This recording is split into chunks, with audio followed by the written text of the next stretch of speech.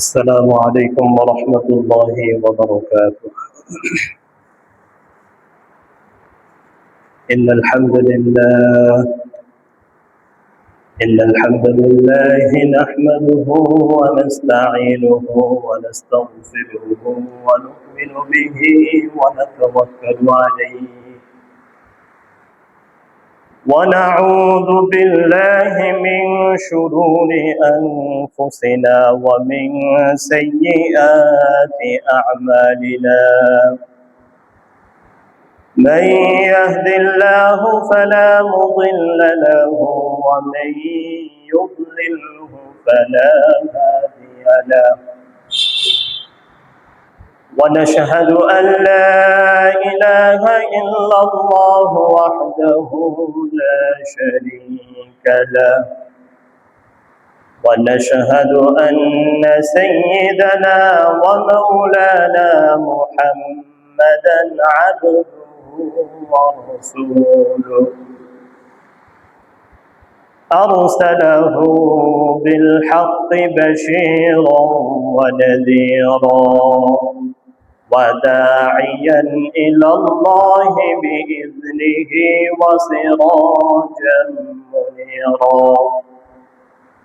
أما بعد فقد قال الله تعالى في كلامه المجيد وفي فرقانه الحميد: أعوذ بالله من الشيطان الرجيم.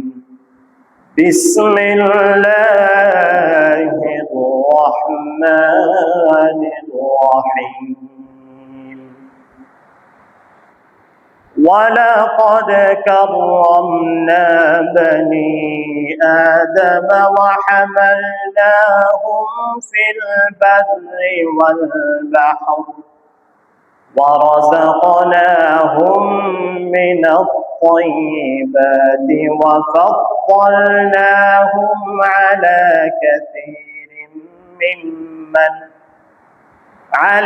كثير ممن خلقنا تفضيلا.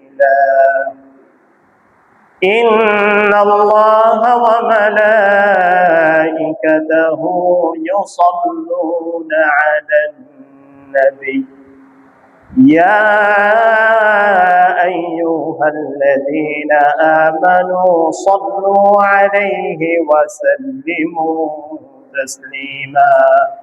সকলে মুহাম্মদের সাথে দুরূদ শরীফ পড়ি। اللهم صل على محمد وعلى آل محمد كما صليت على إبراهيم وعلى آل إبراهيم إنك حميد مجيد. اللهم بارك على محمد وعلى آل محمد كما باركت على إبراهيم وعلى آل إبراهيم إنك حميد مجيد. আলহামদুলিল্লাহ, মহান আল্লাহ পাকের দরবারে অসংখ্য অগণিত শুকরিয়া যে আল্লাহ সুবহানাহু ওয়া তাআলা আজকে আমাদেরকে পবিত্র জুমার দিনে মসজিদে আসার বসার তৌফিক দান করেছেন, জুমার নামাজ পড়ার মতো শারীরিক সুস্থতা দান করেছেন, কুরআন ও হাদিস থেকে কিছু আলোচনা করার ও শোনার তৌফিক দান করেছেন। এজন্য সকলে অন্তর থেকে একবার শুকরিয়া আদায় করে পড়ি আলহামদুলিল্লাহ।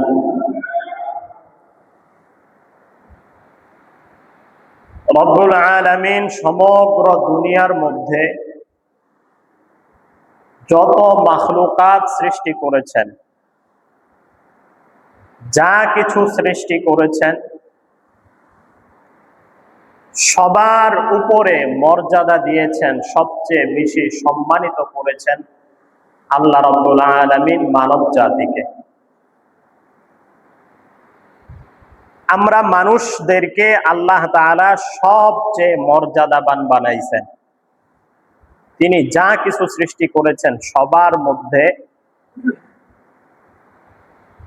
সবচেয়ে সম্মানিত করেছেন মানব জাতিকে, আপনাকে আমাকে। সবচেয়ে সুন্দর অবয়ব দিয়েছেন আমাদেরকে, সবচেয়ে সুন্দর চেহারা, সবচেয়ে সুন্দর গঠন, হাত পা চোখ কান নাক মুখ সবচেয়ে সুন্দর দান করেছেন আমাদেরকে। বিবেক বুদ্ধি রব্বুল আলামিন দান করেছেন মানুষদেরকে। ভালো মন্দ যাচাইয়ের জ্ঞান দান করেছেন আল্লাহ তাআলা মানুষদেরকে, অন্য কাউকে না। রব্বুল আলামিন বলেন, লাকাদ খালাকনাল ইনসানা ফি আহসানি তাকওয়িম। আমি মানুষকে বানিয়েছি ফি আহসানি তাকওয়িম, সবচেয়ে সুন্দর গঠন দিয়ে।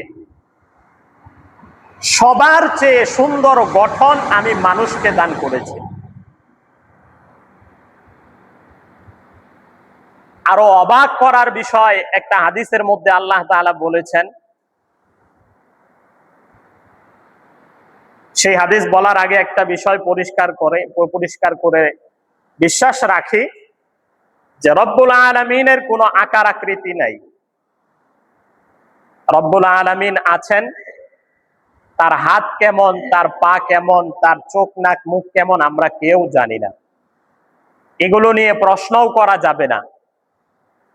তিনি সব কিছুর ঊর্ধ্বে, সমস্ত সৃষ্টির ঊর্ধ্বে। লাইসা কামিসলিহি শাই, তার মতো কোনো কিছু নাই। আপনি কল্পনাও করে বের করতে পারবেন না যে জিনিসটা আল্লাহ তাআলার মতো। এতটুকু কল্পনা শক্তি আপনাকে আমাকে দেওয়া হয় নাই। আল্লাহ সাফ বলে দিয়েছেন তার মতো কোনো কিছু নাই। একটা হাদিসের মধ্যে আল্লাহ রসুল বলেছেন, আল্লাহ তাআলা বলেন, আমি মানুষকে আমার আকৃতিতে তৈরি করেছি। পড়েন সুবহানাল্লাহ। এটা রব্বুল আলামিন মানুষের সম্মান বোঝানোর জন্য বলেছেন, কোন ফেরেশতার কথা বলেন নাই। লক্ষ লক্ষ মাখলুকাত দুনিয়ার মধ্যে আছে, কারোর ব্যাপারে বলেন নাই। আল্লাহ তাআলা মানব জাতির ব্যাপারে বলেছেন, মানুষকে আমি আমার আকৃতিতে তৈরি করেছি। মানুষকে আমি সবচেয়ে সুন্দর অবয়ব দিয়ে তৈরি করেছি। তার সবগুলো অঙ্গ প্রত্যঙ্গ একদম মাপ মতো, পরিমাপ অনুযায়ী আমি তাকে দান করেছি। তাকে এমন বানাই নাই যে প্রস্রাব পায়খানা করলে সে পরিষ্কার করতে পারবে না। তাকে এমন বানাই নাই যে শরীরের কোন জায়গায় তার হাত পৌঁছবে না। তাকে এমন বানাই নাই যে তাকে মুখ দিয়ে সরাসরি মুখ দিয়ে আহার করতে হবে, যেমন গরু ছাগল করে থাকে। তাকে এমন উত্তম অবয়ব আমি দান করেছি, সব অঙ্গ প্রত্যঙ্গ একদম পারফেক্ট।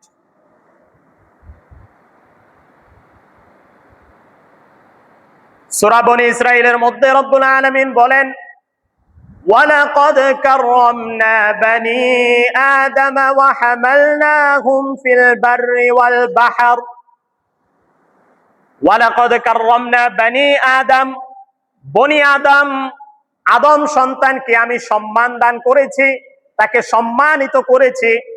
ওয়া হামালনাহুম ফিল বাররি ওয়াল বাহর, শেষ স্থলভাগে চলাফেরা করতে পারে, আবার জলভাগেও সে চলাফেরা করতে পারে। স্থলভাগে আমি তাকে বহন করি, যখন সে জলভাগে চলাফেরা করে, নদীতে সমুদ্রে চলাফেরা করে, তখনও আমি তাকে বহন করি। ওয়ারাযাকনাহুম মিনাত তাইয়্যিবাত, দুনিয়ার মধ্যে যত উত্তম উত্তম খাবার আছে তার মধ্যে সবচেয়ে উৎকৃষ্ট খাবার আমি মানব জাতিকে দান করেছি। ওয়াফাদ্দালনাহুম আলা কাসীরিম মিম্মান খালাকনা তাফদীলা, আর আমি যত মাখলুকাত তৈরি করেছি এর মধ্যে অনেক মাখলুকাতের চেয়ে তাদেরকে বহু গুণ সম্মান আমি বাড়ায় দিছি। পড়েন সুবহানাল্লাহ। আল্লাহ তাআলা ঘোষণা দিয়ে দিয়েছেন, পুরা কায়নাতের মধ্যে ঘোষণা দিয়েছেন বনি আদম সম্মানিত, তার খাবার সবচেয়ে উত্তম খাবার, তার মর্যাদা বহুগুণ বেশি। আল্লাহ তাআলা বনি আদমকে সম্মানিত করেছেন। যেই জিনিস যত উপরে উঠে সেই জিনিস যদি পড়ে যায় তার ক্ষতি তত বেশি হয়। যেই জিনিস যত উপরে উঠে সেখান থেকে যদি পড়ে যায় তার পতন বড় ভয়ানক হয়। এজন্য সূরা ৩-এর মধ্যে আল্লাহ তাআলা পাশাপাশি বলে দিলেন, সুম্মা রাদাদনাহু ফি আসফালা সাফিলিন। আবার এই মানুষগুলোই তাদের কৃতকর্মের কারণে তাদেরকে নিকৃষ্টদের নিকৃষ্টতম স্তরে আমি তাদেরকে পৌঁছায় দেই।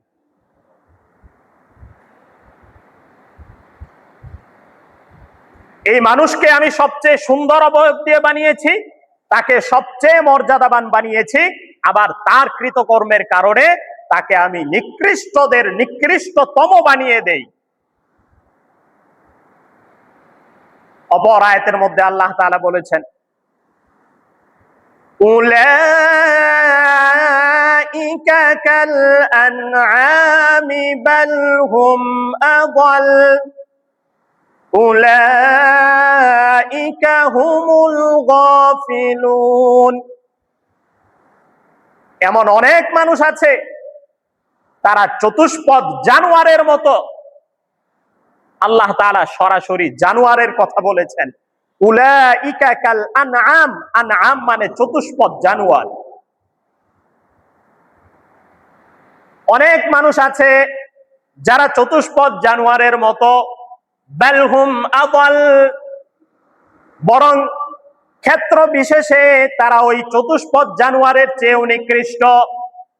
উলাইকা হুমুল গাফিলুন, এরা হচ্ছে গাফেল সম্প্রদায়, যারা আল্লাহর জিকির থেকে গাফেল, যারা আল্লাহর ভয় থেকে গাফেল, যারা আল্লাহর কথা, আখিরাতের কথা, কবরের কথা থেকে গাফেল।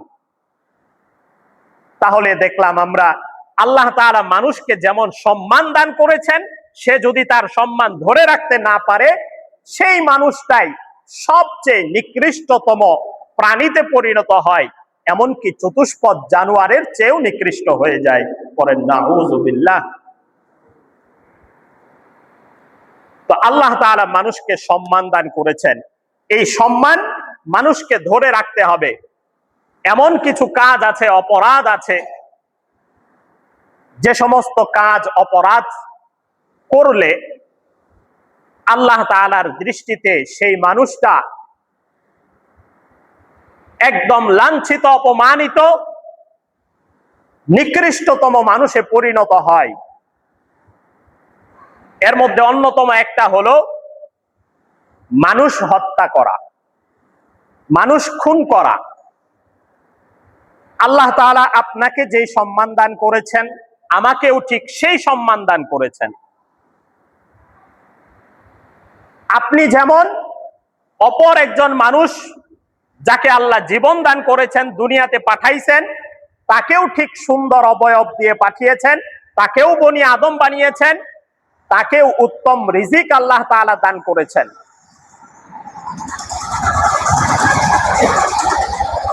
তাহলে আল্লাহর দৃষ্টিতে সৃষ্টিগত দিক থেকে ভালো করে বুঝে রাখবেন, সৃষ্টিগত দিক থেকে আপনার মর্যাদা আর অপর আরেকজন মানুষের মর্যাদা বরাবর সমান। কিন্তু তাকওয়ার দৃষ্টিতে আল্লাহর নজরে মানুষের মর্যাদা ভিন্ন হয়, কিন্তু সৃষ্টিগত দিক থেকে সবাই সমান। আপনাকে যেই সম্মান দান করেছেন অপর ভাইকেও ঠিক সেই সম্মান দান করেছেন। সুতরাং আপনি অপর আরেকজন ভাইয়ের সম্মান কোনোভাবেই নষ্ট করতে পারবেন না। এটা আপনার জন্য হারাম যদি আপনি মুমিন বান্দা হয়ে থাকেন। যদি মুমিন বান্দা হয়ে থাকেন, আপনি অপর আরেকজন মানুষের মর্যাদা ক্ষুণ্ণ করতে পারবেন না, তার জীবন নাশ করতে পারবেন না, তাকে হত্যা করতে পারবেন না। আল্লাহ তাআলা মানুষকে এত দয়া মায়া করে বানাইছেন, এত মর্যাদা দিয়ে বানিয়েছেন যে একটা নিরপরাধ মানুষকে হত্যা করা সমগ্র দুনিয়াকে ধ্বংস করে দেওয়ার চেয়েও নিকৃষ্ট, এর চেয়েও বহুগুণ অপরাধ। এজন্য আল্লাহ বললেন সূরাতুন নিসার মধ্যে, সূরা নিসার মধ্যে রব্বুল আলামিন বলেন, ওয়ামা কানা লিমুমিনিন আন ইয়াকতুলা মুমিনান ইল্লা খাতাআ। ওয়ামা কানা লিমুমিনিন, কোন মুমিন বান্দার জন্য উচিত না, কোন মুমিন বান্দার জন্য কোন কাজ হইতে পারে না, এটা কোন মুমিন বান্দার কাজ হইতে পারে না, আন ইয়াকতুলা মুমিনান, যে সে আরেকজন মুমিন বান্দাকে হত্যা করবে, এটা কোন মুমিন বান্দার কাজ হইতে পারে না, এটা তার জন্য শোভা পায় না, তার জন্য জায়েজ নাই। ইল্লা খাতাআ, হ্যাঁ তবে ভুলবশত যদি হত্যা করে ফেলে তাহলে সেটা ভিন্ন কথা, কিন্তু ইচ্ছাকৃতভাবে একজন মুমিন বান্দা কোন নিরপরাধ মানুষকে কোনোভাবেই সে হত্যা করতে পারবে না। তবে ভুলবশত যদি হয়ে যায় সেটা ভিন্ন কথা। ভুলবশত কিরকম? আপনি গাড়ি চালিয়ে যাচ্ছেন, হঠাৎ করে একজন মানুষ আপনার সামনে দিয়ে দৌড় দিয়েছে, আপনার গাড়ির নিচে পড়ে মারা গেছে। এটা আপনি ইচ্ছা করে মারেন নাই, ইচ্ছা করে তাকে আপনি খুন করেন নাই, এটা ভুলবশত হয়ে গেছে, এটার জন্য আল্লাহ পাকড়াও করবেন না। কিন্তু ইচ্ছাকৃতভাবে ইন্টেনশনালি আপনি যদি কাউকে হত্যা করেন, খুন করেন, তাহলে আপনি আর মুমিন থাকতে পারবেন না। কারণ প্রত্যেকটা মুমিন বান্দাকে আল্লাহ মর্যাদা দিয়েছেন, সম্মানিত করেছেন। আপনি তাকে অসম্মান করতে পারেন না, অপমান করতে পারেন না, তাকে আপনি খুন করতে পারেন না। আল্লাহ ঘোষণা দিলেন, ওয়ালা তাকতুলুন নাফসাল্লাতী হারামাল্লাহু ইল্লা বিল হক। বনি ইসরাইল, সূরা বনি ইসরাইলের মধ্যে রব্বুল আলামিন বলে দিলেন, ওয়ালা তাকতুলুন নাফসাল্লাতী হারামাল্লাহু ইল্লা বিল হক। যেই জীবনকে, যেই মানুষকে আপনার জন্য খুন করা, আপনার জন্য হত্যা করা আল্লাহ হারাম করে দিয়েছেন, আপনি তাকে হত্যা করতে পারবেন না। ওয়ালা তাকতুলুন নাফস, এমন কাউকে হত্যা করবেন না, হারামাল্লাহ, যাকে আল্লাহ হারাম করে দিয়েছেন আপনার উপরে, ইল্লা বিল হাক্কি, হ্যাঁ তবে ন্যায়সঙ্গত ভাবে। যখন হত্যা করার কারণ সমূহ চলে আসবে, তখন মুমিন তোমরা অপর কাউকে হত্যা করতে পারবে। এছাড়া আপনি কাউকে হত্যা করতে পারবেন না। কোরআন হাদিসের মধ্যে, শরীয়তের মধ্যে কোন কোন কারণে একটা মানুষকে হত্যা করা যাবে তার বিস্তারিত বিবরণ আছে, সুস্পষ্ট ব্যাখ্যা আছে। যেমন একটা মানুষকে হত্যা করা যাবে সে যদি বিবাহিত হওয়ার পরেও ব্যভিচার, জিনায় লিপ্ত হয়। বিবাহিত হওয়ার পরে সে যদি জিনায় লিপ্ত হয়, তাকে হত্যা করা যাবে। 2 নাম্বার, ধরেন কেউ যদি মুসলমান হওয়ার পরেও আবার মুরতাদ হয়ে যায়, ইসলাম ধর্ম ত্যাগ করে, তাহলে তাকে হত্যা করা হবে, তাকে হত্যা করা হবে। এখন হত্যার প্রক্রিয়াটা কি হবে সেটা অন্য বিষয়, তবে তাকে হত্যা করা হবে। হানাফি মাযহাব মতে তাকে 3 দিন সময় দেওয়া হবে যে তুমি তোমার ভুল স্বীকার করো। সে কি কারণে মুরতাদ হয়ে গেল, তাকে উলামায়ে কেরাম বুঝাবেন কি কারণে, তোমার কি প্রশ্ন ইসলাম নিয়ে বলো, উলামায়ে কেরাম সেটা দূর করবেন। 3 দিন পর্যন্ত চেষ্টা করা হবে, তারপরেও যদি সে ইসলাম আবার ফিরে না আসে, তাকে হত্যা করা হবে। 3 নাম্বার, ধরেন কেউ যদি অন্যায় ভাবে কাউকে হত্যা করে, এই হত্যাকারীর উপরে মৃত্যুদণ্ড কার্যকর হবে। তাহলে 1 নাম্বার হলো ব্যভিচার, 2 নাম্বার হলো মুরতাদ হয়ে গেলে, 3 নাম্বার হইলো অন্যায় ভাবে কাউকে হত্যা করলে। এই 3 কারণে একটা মানুষকে হত্যা করা যায়। 4 নাম্বার হচ্ছে কেউ যদি সমাজের মাঝে সন্ত্রাস ছড়ায়, সমাজের মাঝে অস্ত্র হাতে নিয়ে বিশৃঙ্খলা তৈরি করে, সমাজের মাঝে অস্ত্র হাতে নিয়ে ডাকাতি করে, তাকে হত্যা করা যাবে। এই 4 শ্রেণীর মানুষ কুরআন হাদিস বলে এই 4 জনকে এই 4 অপরাধে হত্যা করার অনুমতি আছে। এছাড়া অন্য কোনো কারণে কাউকে কোশ্চিন কালেও হত্যা করা যাবে না। এই 4 কারণে যদি হত্যা করতেও হয় তাহলে সেখানে রাষ্ট্রীয় প্রক্রিয়া লাগবে, কেউ ব্যক্তিগতভাবে করতে পারবে না। এই 4 কারণে আপনি মৃত্যুদণ্ড কার্যকর করবেন, এটা কারো ব্যক্তিগত ক্ষমতায় নাই, এটা রাষ্ট্রীয় বিচার প্রক্রিয়ার মাধ্যমে আসতে হবে, তারপর তাকে হত্যা করা যাবে। এছাড়া অন্য যে কোনো কারণ হোক, যত বড় অপরাধ হোক, যত বড় অন্যায় হোক, আপনার উপরে যত বড় জুলুমি করুক না কেন, আপনি কাউকে হত্যা করতে পারবেন না, সম্পূর্ণ হারাম। এজন্য আল্লাহ বলছেন ওয়ালা তাকতুলুন নাফসাল্লাতী হারামাল্লাহ, যাকে আল্লাহ হারাম করে দিয়েছেন, যাকে আল্লাহ সম্মানিত করেছেন, তাকে আপনি কোশ্চেন কালেও হত্যা করতে পারবেন না, ইল্লা বিল হাক্কি।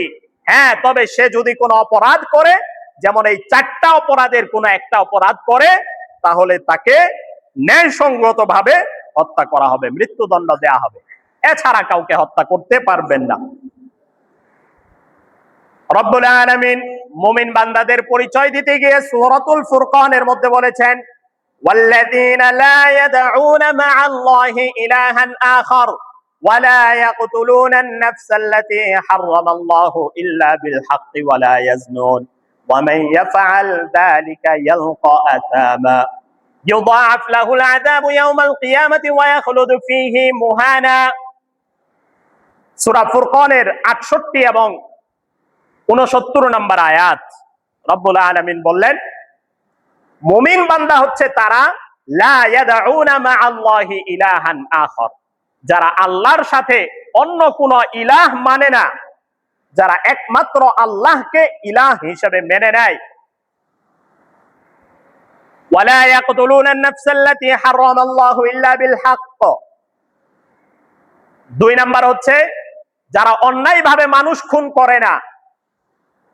মুমিন বান্দার 1 নাম্বার বৈশিষ্ট্য শিরিক করে না, আল্লাহর সাথে কাউকে শিরিক করে না। 2 নাম্বার হচ্ছে অন্যায়ভাবে তারা হত্যা করে না। ওয়ালা ইয়াজনুন, 3 নাম্বার হচ্ছে তারা জিনা করে না, ব্যভিচার অপরাধ করে না, ব্যভিচার করে না, পরকিয়া করে না, বিয়ের পরেও ব্যভিচার করে না। ওয়া মান ইয়াফআল যালিকা ইয়ালকা আসামা, যারা এই 3টা অপরাধ করবে, শিরিক করবে, অন্যায়ভাবে মানুষ হত্যা করবে, জিনা করবে, ব্যভিচার করবে, ওয়া মান ইয়াফআল যালিকা ইয়ালকা আসামা, তার মহা মহা অপরাধ করলো সে। শাস্তি কি? ইউদাআফ লাহুল আযাবু ইয়াওমাল কিয়ামা, কিয়ামতের দিন এই শ্রেণীর মানুষগুলার আযাব দ্বিগুণ বাড়ায় দেয়া হবে, দ্বিগুণ করে দেয়া হবে। সাধারণ মানুষকে যে আযাব দেয়া হবে তার চেয়ে দ্বিগুণ শাস্তি হবে এই 3টা অপরাধ যারা করবে। 1 নাম্বার শিরিক করবে, 2 নাম্বার অন্যায়ভাবে মানুষ হত্যা করবে, 3 নাম্বার হচ্ছে যারা জিনা ব্যভিচার করবে, পরকিয়া করবে। ওয়া ইয়াখলুদু ফীহি মুহানা, আয়াতের পরের অংশে আল্লাহ বলে দিলেন তাদের আযাব তো ডবল হবে, দ্বিগুণ হবে। ওয়া ইয়াখলুদু ফীহি মুহানা, অপমানিত লাঞ্ছিত অবস্থায় সেই আযাবের মধ্যে চিরস্থায়ী বানিয়ে দেয়া হবে তাকে। বলেন নাউযুবিল্লাহ। এই 3টা অপরাধ, শিরিক করা, মানুষ অন্যায়ভাবে মানুষ হত্যা করা, 3 নাম্বার হলো ব্যভিচার, জিনা করা। অপর হাদিসের মধ্যে আল্লাহ রাসূল বলেছেন সিবাবুল মুসলিমি ফুসুকুন ওয়া কিতালুহু কুফরুন, বুখারী শরীফের হাদিস। আল্লাহ রাসূল বললেন মুসলমান ভাইকে গালিগালাজ করা ফাসিকি, ফাসিকি কাজ। ওয়া কিতালুহু কুফরুন, আর অপর আরেকজন মুসলমান ভাইয়ের সাথে মারামারি করা এটা কুফরি কাজ, এটা মুসলমানদের কাজ নয়, এটা কাফেরদের কাজ। আপনি আরেকজন মুসলমান ভাইয়ের সাথে মারামারি করবেন, এটা মুসলমানের কাজ নয়, এটা হচ্ছে কুফরি কাজ, কাফেরদের কাজ। আপনি যদি কারো সাথে মারামারিতে লেগে যান, তাহলে আপনি সেই কাফেরদের মতো আচরণ করছেন। অপর হাদিসের মধ্যে আল্লাহ রাসূল বললেন, আকবারুল কাবাইর,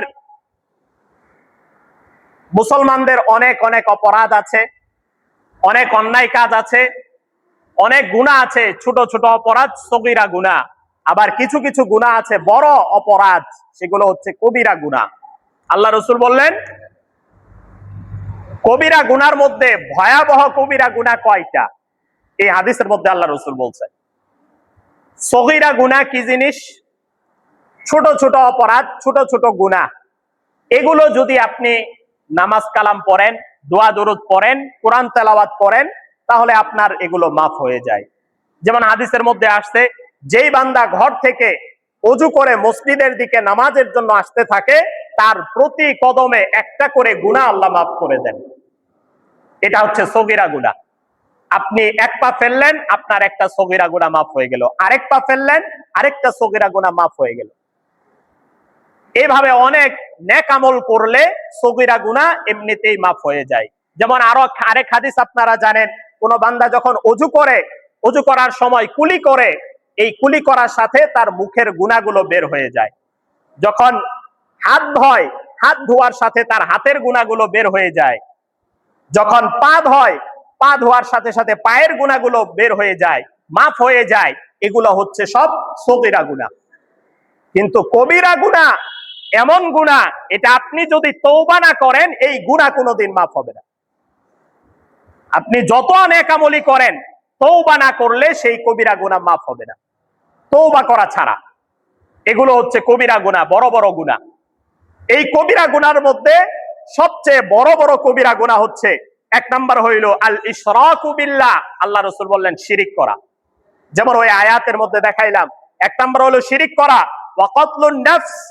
দুই নাম্বার হইল অন্যায়ভাবে কাউকে হত্যা করা, ওয়া উকুকুল ওয়ালিদাইন। তিন নাম্বার কবিরা গুনার মধ্যে সবচেয়ে ভয়াবহ কবিরা গুনাহ, তিন নাম্বার হইল পিতামাতার অবাধ্য হওয়া। ভালো মতো শুনে রাখেন, বড় বড় কবিরা গুনার মধ্যে একটা হইল শিরিক করা, দুই নাম্বার অন্যায়ভাবে মানুষ হত্যা করা, তিন নাম্বার হইল পিতামাতার অবাধ্য হওয়া। ওয়া কাউলুজ জুর আও ক্বালা শাহাদাতুজ জুর। চার নাম্বার গিয়ে হলো মিথ্যা কথা বলা, অথবা কারোর ব্যাপারে মিথ্যা সাক্ষী দেওয়া। এই চারটা, শিরিক করা, অন্যায়ভাবে মানুষ হত্যা করা, তিন নাম্বার হইল পিতামাতার অবাধ্য হওয়া। এটা কবিরা গুনার মধ্যেও কবিরা গুনাহ, যেটা তওবা ছাড়া মাফ হবে না, পিতামাতা না মাফ করলে কোনোদিন মাফ হবে না। চার নাম্বার হইল মিথ্যা কথা বলা। এমন গুনাহ, মিথ্যা কথা অথবা কারো ব্যাপারে মিথ্যা সাক্ষী দেওয়া। এজন্য মানুষ হত্যা করা, অন্যায়ভাবে মানুষ হত্যা করা মহা অপরাধ। আজকের সমাজে মানুষ হত্যা করা একরকম পান্তা ভাত হয়ে গেছে। দৈনিক যদি পত্র পত্রিকা দেখা হয়, যদি মিডিয়ায় দেখা হয়, সামাজিক মাধ্যমগুলোতে যদি দেখা হয়, প্রতিদিন দেশের কোথাও না কোথাও 10-12টা খুন হচ্ছে প্রতিদিন। তাও খুন হচ্ছে কেন? তুচ্ছ তুচ্ছ বিষয় নিয়ে, সাধারণ সাধারণ বিষয় নিয়ে। বলছি, শেষ সময়ে বলছি যে কি কারণে, কেমন তুচ্ছ কারণে সমাজের মধ্যে হত্যাকাণ্ড ঘটে যায়। এরপরে আসেন, যারা মানুষকে অন্যায়ভাবে হত্যা করে, এদের কপালে কোনোদিন তওবা নসিব হয় না। মরার আগ পর্যন্ত এদের কপালে তওবা নসিব হয় না। এটা আমার কথা নয়, হাদিসের মধ্যে এসেছে। দেখেন, আবু দাউদ শরীফের হাদিস, হযরত আবু দারদা রাদিয়াল্লাহু আনহু থেকে বর্ণিত, আল্লাহ রাসূল বলেন, কুল্লু যামবিন আসাল্লাহু আন ইয়াগফিরাহু ইল্লা মান মাতা মুশরিকান আও মুমিনুন ক্বাতালা মুমিনান মুতাআম্মিদা। কুল্লু যামবিন ইয়াগফিরুল্লাহ আসাল্লাহু আন ইয়াগফিরাহু। আপনি যত অপরাধী করেন, যত গুনাহ করেন, আশা করা যায় আল্লাহ তাআলা আপনাকে আমাকে মাফ করে দিবেন। ইল্লা, তবে মান মাতা মুশরিকান, যে মুশরিক হয়ে মারা গেল তাকে আল্লাহ তাআলা মাফ করবেন, এই আশা কোশ্চিন কালেও রাখা যাবে না। আও মুমিনুন কাতালা মুমিনান মুতাআম্মিদা, অথবা সেই মুমিন বান্দা শিরিক করে নাই কিন্তু মুমিন ঈমান মুসলমান অবস্থায় মারা গেছে, কিন্তু সে আরেকজন মুমিনকে ইচ্ছাকৃতভাবে হত্যা করেছিল, তাকেও আল্লাহ তাআলা মাফ করবেন, এই আশা করা যায় না। সে মুশরিক অবস্থায় মারা গেলে আল্লাহ মাফ করবেন না, আরেকজন মুমিন বান্দাকে হত্যা করে ইচ্ছাকৃতভাবে হত্যা করেও যদি কেউ মারা যায় তাকেও আল্লাহ মাফ করবেন না। আরেক হাদিসের মধ্যে এসেছে, বড় কঠিন এই হাদিস, ভালো করে শুনে রাখেন, তিরমিজি শরীফের হাদিস, হযরত আব্দুল্লাহ ইবনে আব্বাস রাদিয়াল্লাহু আনহু থেকে বর্ণিত, ইয়াজিউল মাকতুলু ইয়াউমাল কিয়ামাতি বিল কাতিল নাসিয়াতুহু বিয়াদিহি ওয়া রাসুহু বিয়াদিহি। আল্লাহ রাসূল বলেন, কাল কিয়ামতের দিন যে সমস্ত মানুষ নিহত হয়েছে দুনিয়াতে, অন্যায়ভাবে খুন হয়েছে যারা, ওই সমস্ত নিহত মানুষগুলো কাল কিয়ামতের ময়দানে সেই হত্যাকারীগুলোকে, যারা হত্যা করেছে, খুন করেছে, সেই খুনিগুলোকে আল্লাহর দরবারে টেনে আনবে। কিভাবে টেনে আনবে? সেই খুনির চুলের গুছা নিহত ব্যক্তির হাতের মুঠায় থাকবে। ধরেন একজন মানুষের চুল বড়, আপনি তার মাথায় চুলগুলো ধরে এক জায়গায় টেনে নিয়ে যাচ্ছেন, কেমন হবে? কাল কিয়ামতের ময়দানে এমন হবে, এই নিহত মানুষগুলো যাদেরকে অন্যায়ভাবে খুন করা হয়েছে, তারা ওই খুনির চুলের মুঠা ধরে আল্লাহর দরবারে টেনে আনবে। ইয়াকুল ইয়া রাব্বি, সে আল্লাহকে ডেকে বলতে থাকবে, ইয়া রাব্বি, হে আমার রব, হে আমার প্রতিপালক, ইয়াকতুলুনি হাদা, এই বান্দা আমাকে হত্যা করেছিল। ওয়া আউদাজুহু ওয়া আশখাবুহু তাশখাসু দামান, এমন অবস্থায় আল্লাহর সামনে আসবে, ওই নিহত ব্যক্তির রক্ত ঝরছে, তাকে গলা কেটে হত্যা করলে গলা থেকে রক্ত ঝরছে, তার মাথা ফাটিয়ে হত্যা করলে মাথা থেকে রক্ত ঝরছে, এই অবস্থায় তাকে ধরে নিয়ে আসবে। তখন সাহাবায়ে কেরাম বললেন যে এই বান্দা যদি তওবা করে, তওবা করার পরে যদি মারা যায় তারপরেও কি এমন হবে? তখন ইবনে আব্বাস রাদিয়াল্লাহু আনহু বললেন, ওয়ামান ইয়াকতুল মুমিনান মুতাআম্মিদান ফাজাযাউহু জাহান্নামু খালিদিনা ফিহা, যে বান্দা কোন মুমিন বান্দাকে ইচ্ছাকৃতভাবে হত্যা করবে সে চিরস্থায়ী জাহান্নামে থাকবে। তখন ইবনে আব্বাস রাদিয়াল্লাহু আনহু এই আয়াত পড়ে বুঝায় দিলেন, এই বান্দা চিরস্থায়ী জাহান্নামী হবে, এর দ্বারা বোঝা যায় মরার আগে তার কপালে কোনোদিন তওবা নসিব হবে না। এজন্য মানুষ হত্যা করা থেকে সাবধান। কিয়ামতের দিন আল্লাহ তাআলা সর্বপ্রথম বান্দার হকের যখন হিসাব শুরু করবেন, সর্বপ্রথম হিসাব নেবেন, তোমার হাতের মধ্যে অপর কোন মুসলমানের রক্ত লেগে আছে কিনা, আগে সেই হিসাব দাও। আপনাকে জিজ্ঞাসা করবেন, তুমি কি কাউকে খুন করেছো? যদি বলেন যে না, খুন করি নাই, এক হিসাব শেষ হয়ে গেল, পরবর্তী হিসাব শুরু হবে। আর যদি সেই হিসাবে আটকে যান যে আপনার হাতে অপর মুসলমান ভাইয়ের রক্ত লেগে আছে, আপনি প্রথম হিসাবেই বিনা হিসাবে তখন জাহান্নামে যেতে হবে। সমাজের মধ্যে সামান্য তুচ্ছ কারণে খুন খারাপি হয়, এটাগুলো বলেই শেষ করে দিচ্ছি। যেমন একটা হচ্ছে, প্রথম কারণ হচ্ছে মানুষের ঈমানের দুর্বলতা। এক নাম্বার হইল ঈমানের দুর্বলতা। যেই মুমিন বান্দার ঈমান শক্ত হবে, মজবুত হবে, সে মানুষকে হত্যা করতে পারবে না। দুই নাম্বার হচ্ছে নিজের রাগকে কন্ট্রোল করতে না পারা। নিজের রাগ কন্ট্রোল করতে পারে না, অধৈর্য হয়ে যায়, অস্থির হয়ে যায়, মানুষ খুন করে ফেলে। আর যখন কেউ রাগান্বিত হয়ে যায়, তার ঘাড়ে শয়তান চেপে বসে, শয়তান তাকে দিয়ে যা ইচ্ছা তা করাইতে পারে, বউ তালাক দেওয়াইতে পারে, খুন খারাপি করাই ফেলতে পারে, নিজের বাপ মাকে খুন খারাপি করাই ফেলতে পারে। এরপরে হচ্ছে নেশা। নেশার কারণে, মাদকাসক্তির কারণে সমাজের মধ্যে খুন খারাপি হয়। সংক্ষেপে বলে শেষ করে দিচ্ছি, পারিবারিক দ্বন্দ্ব, পরিবারের মধ্যে ভাই ভাই মারামারি, ভাই ভাই দ্বন্দ্ব, জমি নিয়ে মারামারি, এই পারিবারিক দ্বন্দ্বের কারণে খুন খারাপি হয়ে যায়। স্বামী স্ত্রীকে খুন করে, স্ত্রী স্বামীকে খুন করে, স্ত্রী স্বামীকে খুন করে ফেলছে, মিডিয়াতে এমন খবর প্রতিদিনই আসে, স্বামী স্ত্রীকে মেরে ফেলছে। এরপর হচ্ছে জমিন নিয়ে দ্বন্দ্ব, জমিন নিয়ে মারামারি, এগুলোতে খুন খারাপি হয়ে যায়। এরপর হচ্ছে রাজনৈতিক সামাজিক সহিংসতা। রাজনৈতিক সহিংসতার কারণে একজন আরেকজনকে খুন করে ফেলে, নিজের দলের কারণে, নিজের নেতার কারণে সে আরেকজন মুমিন বান্দাকে হত্যা করে ফেলছে, কিয়ামতের ময়দানে কি জবাব দিবে আল্লাহর কাছে? তখন আপনার পাশে নেতাও দাঁড়ায় থাকবে না, আপনার পাশে পুলিশও থাকবে না, আপনার পাশে আপনার দলও দাঁড়ায় থাকবে না। তখন আল্লাহর কাছে কি জবাব দিবেন? এজন্য সারা জিন্দেগি এ ব্যাপারে সাবধান যে আমার হাতে যেন অপর কোন মুসলমান নিহত না হয়, খুন খারাপি না হয়। গত সপ্তাহে একজন মুসল্লি ভাই এ ব্যাপারে বিস্তারিত আলাপ করার জন্য অনুরোধ করেছিলেন, তার অনুরোধ রক্ষার্থে আজকে এই বিষয়ে আলাপ করা হলো। কারণ প্রতিদিন দেশে কোথাও না কোথাও খুন খারাপি হয়। এজন্য আমরা এখানে শত শত মানুষ আছি, আমরা নিয়ত করি যে মরার আগ পর্যন্ত আমার হাতে অপর কোন মুসলমান যেন কষ্ট না পায়। রব্বুল আলামিন আমাদের বোঝার এবং আমল করার তৌফিক দান করুন, সকলে বলি আমিন। আমরা যারা সুন্নত করি নাই, তোমার পূর্বের সুন্নত আদায় করি।